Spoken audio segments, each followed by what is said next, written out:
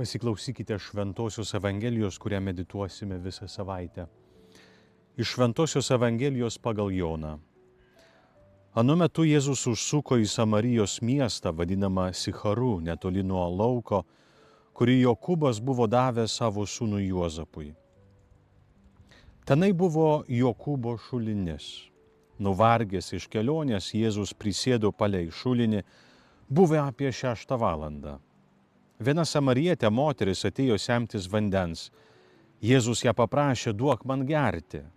Tuo metu mokiniai buvo nuėję į miestą nusipirkti maisto.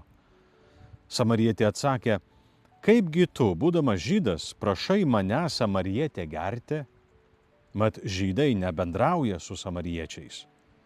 Jėzus jai tarė, jei tu pažintum Dievo dovaną ir kas yra tas, kuris tave prašo, duok man gerti, rasi pati būtum įprašusi ir jis tau būtų gyvojo vandens davęs.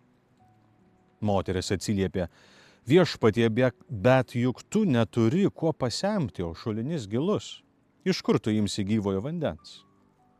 Argi tu didesnis už mūsų tėvą Jokūbą, kuris tą šulinį mums paliko ir pats iš jo gėrė ir jo vaikai ir gyvuliai?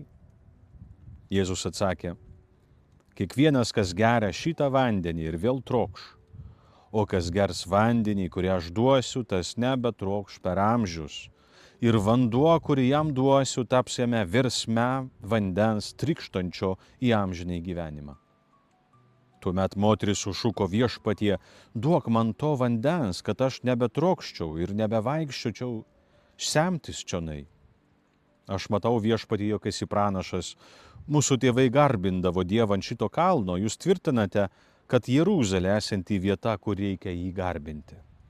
Jėzus atsakė, moterie, tikėk manimi, jog ateis valanda, kada garbinsite tėvą ne ant šio kalno ir ne Jeruzalėje.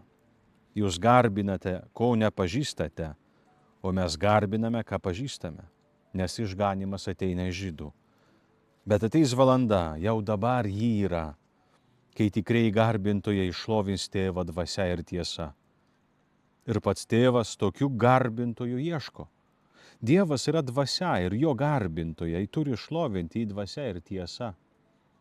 Moteris jam sako, aš žinau, jog netrukus ateis Mesijas, tai yra Dievo pateptasis, Kristus. Atėjęs, jis mums viską paskelbs. Jėzus jai tarė, tai aš, kuris su tavimi kalbu. Daugelis iš ano miesto įtikėjo Jėzų. Atėję samariečiai prašė jį pasilikti pas juos ir jis ten pasiliko 2 dienas. Dar daugiau žmonių įtikėjo dėl jo pamokslų, o moteriai jie pasakė, dabar mes tikime ne dėl tavo šnekos.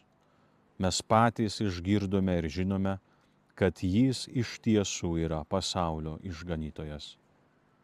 Tai viešpaties žodis.